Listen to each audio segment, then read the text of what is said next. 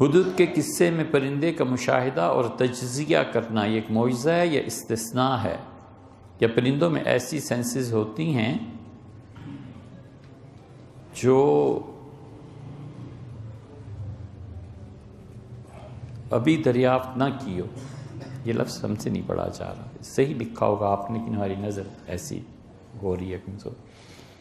پرندوں میں یہ سینسز ہوتی ہیں، اشیاء کو دیکھتے ہیں، تجزیہ کرتے ہیں، ہر پرندے میں ہوتی ہے، یہ صرف حدود ہی نہیں، ہر کوئی اپنے اپنے لیول پہ کرتا ہے۔ چیونٹیاں دیکھتے ہیں آپ کیسی غذا جمع کرتی ہیں، چھپکلی کس موسم میں باہر آتی ہے اور کہاں سے بھاگ جاتی ہے، کس روشنی سے اور کس بو سے جانور متاثر ہوتا ہے، یہ تجزیے کرتے رہتے ہیں، بتاتے رہتے ہیں ایک دوسرے کو، باتیں بھی ہوتی رہتی ہیں ان کا پورا اپنا ایک نظام۔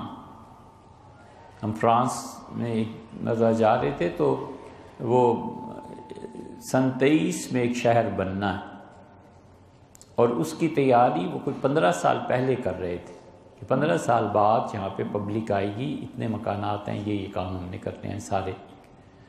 تو اس کھدائی کے دوران ایک چیز تھی، وہ اخبارات میں آئی تو ایک دوست نے دکھایا، لے جا کے پورے کے پورے چیونٹیوں کے شہر آباد تھے، بڑے منظم طریقے پہ، ان کے گھونسلے تھے، ان کے خوراک کے ذخائر تھے، حتیٰ کہ خوراک کو ایک جگہ جمع کیا ہوا تھا۔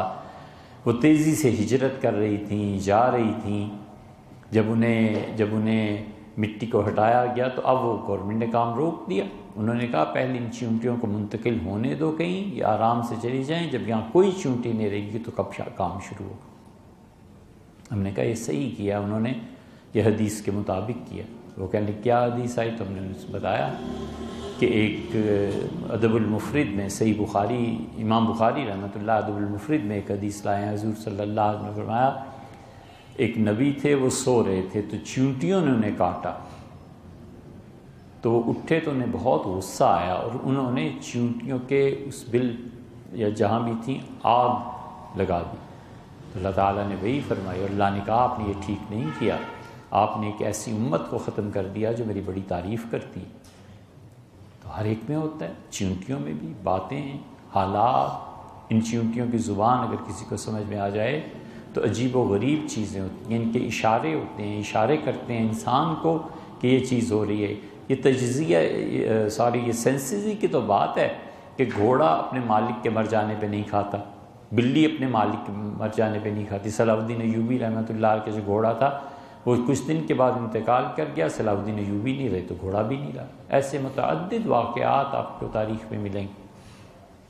ایک بات مسئلے روم میں علماء نے بھی کہی ہے، لکھی ہے، قصہ ہے چھوٹا سا۔ ایک آدمی کو یہ خط سما گیا کہ مجھے جانوروں کی زبان آنی چاہیے،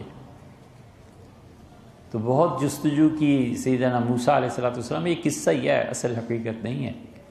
وہ جا رہے تھے طور پہ تو اس نے کہا حضرت اللہ سے دعا کرتا ہوں اور آپ بھی کیجئے، وہاں جا کے عرض کیجئے گا کہ مجھے زبان مل جائے اور میں جانوروں کی زبان سمجھ سکوں۔ انہوں نے کہا پگلے اس کے پیچھے نہ پڑ، ایسے ہی تو اس سے زیادہ اصرار کیا تو انہوں نے جا کے عرض کیا، خیر اس کو واپسی پہ بشارت دے گئے کہ کل جب صبح اٹھو گے تو باولے تجھے ساری زبانیں جانوروں کی آتی ہوں گی۔ وہ اس اشتیاق میں صبح صبح اٹھ کے اپنے گھر کے باہر کھیت میں کھڑا دیکھ رہا ہے، رات کسی نے روٹی کا ایک ٹکڑا پھینکا تھا اور اس روٹی کے ٹکڑے پہ کتا اور ایک مرغا لڑ رہے تھے۔ کتے نے کہا بہت بھوک لگی ہے، کھانے دے۔ تو مرغے نے کہا بے فکر رہ، تیرے لیے تو کوئی اور بندوبست ہو جائے گا، میں تو تھوڑا سا کھاؤں گا پھر چھوڑ ہی دوں گا۔ یہ بڑا خوش ہوا سن کے۔ تو کتے نے کہا مجھے کہاں سے ملے گا؟ تو اس نے کہا کہ کل مالک جو ہے نا جہاں سے یہ روٹی پھینکی ہے، ان کا گھوڑا مر جائے گا، تو پھر تمہاری عید ہو جائے گی، جتنا مرضی گوشت کھانا، مگر میں تو خود بھوک سے مرتا ہوں، یہ رہنے دے، تھوڑا سا کھا لوں گا، تھوڑا سا مرغی کے لیے رکھ لوں گا، تھوڑا سا کل کھا لیں گے۔ کتے نے کہا ٹھیک ہے۔ اس نے جو یہ سنا کہ کل وہ مر جائے گا تو اس کو تو حیرت ہوئی۔ اس نے کہا اچھا یہ گھوڑا مر جائے گا؟ وہ فوراً گیا اور گھوڑا بیچ آئے، پیسے کھڑے کر لیے، بہت خوش ہوا۔ اگلے دن پھر صبح سے تماشا مل گیا، تو کتے نے کہا کہ اے مرغے، اے جھوٹے، تو کہتا تھا گھوڑا مر جائے گا، کدھر اس کا گھوڑا مرا ہے؟ تم تو بہت جھوٹ بولتے ہو۔ اس نے کہا ایسے نہ کہ ہم فرشتوں کو دیکھتے ہیں، اذان دیتے ہیں، لوگوں کو نماز کے لیے اٹھاتے ہیں، وہ گھوڑا فلاں جگہ پہ بیچ کے آیا اور مر گیا، یقین مان تو جا کے دیکھ لے۔ اس نے کہا تو اب میں تو اتنی دور جا نہیں سکتا، تو اس نے کہا چلو کچھ تم کھا لو، کچھ میں کھا لیتا ہوں، لیکن البتہ اتنے دن کے بعد اس کا خچر مر جائے گا، پھر تیری عیش ہے، مجھے تو پھر بھی پتہ نہیں، میں تو گوشت کھاتا نہیں۔ اگلے دن خچر بیچ آیا، بڑا خوش ہوا خچر بیچ کے۔ اس نے کہا کمال کی بات کی ہے اس نے، یہ تو جانوروں کی بولی سیکھنے سے بڑا فائدہ ہو گیا۔ اب وہ اگلے دن پھر لڑنے لگے۔ کتے نے کہا کہ تو کہتا تھا خچر مر جائے گا، کدھر خچر؟ اس کا فلاں جگہ مر گیا۔ پھر ایک تیسرا جانور آ گیا، یہ دونوں لڑتے رہے۔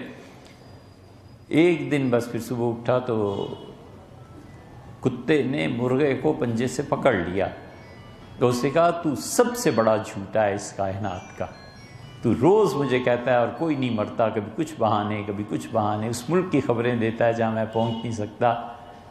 اس نے کہا یقین مان میں سچا ہوں، بس آخری بات تجھے کہتا ہوں۔ اس نے کہا کیا؟ اس کا کل مالک ہی مر جائے گا۔ اس نے کہا جب اس کی خیرات ہوگی نا، اور روٹیاں بچیں گی، روغنی نان بچیں گے، کیا کیا چیزیں ہوں گی، گوشت ہوگا، ہڈیاں ہوں گی، تیری پسندیدہ غذا تو کھانا۔ تو بھاگا سن کے حضرت موسیٰ علیہ السلام کا، سو روتا چیختا، اس نے کہا حضرت کل تو میں مر رہا ہوں، میرا کیا بنے گا؟ اللہ تعالیٰ نے وہی بھیجی حضرت موسیٰ علیہ السلام پہ اور فرمایا اسے بتانا کہ یہ سب چیزیں تیرے ہی صدقہ تھی، جو ہم انسان کے لیے فیصلے کرتے ہیں نا، ٹھیک کرتے ہیں۔ تو نے اپنے مال تو بچا لیا، اب جان بچا تو پھر ہم تمہیں مانیں کہ اپنی جان بچا لو، موت سے تم مفر اختیار کر۔ تو اس نے کہا حضرت اب کیا کروں گا؟ سوائے اس کے کچھ نہیں کہ کلمہ پڑھ اور مر جا، کم سے کم ایمان تو دنیا سے لے کے جا۔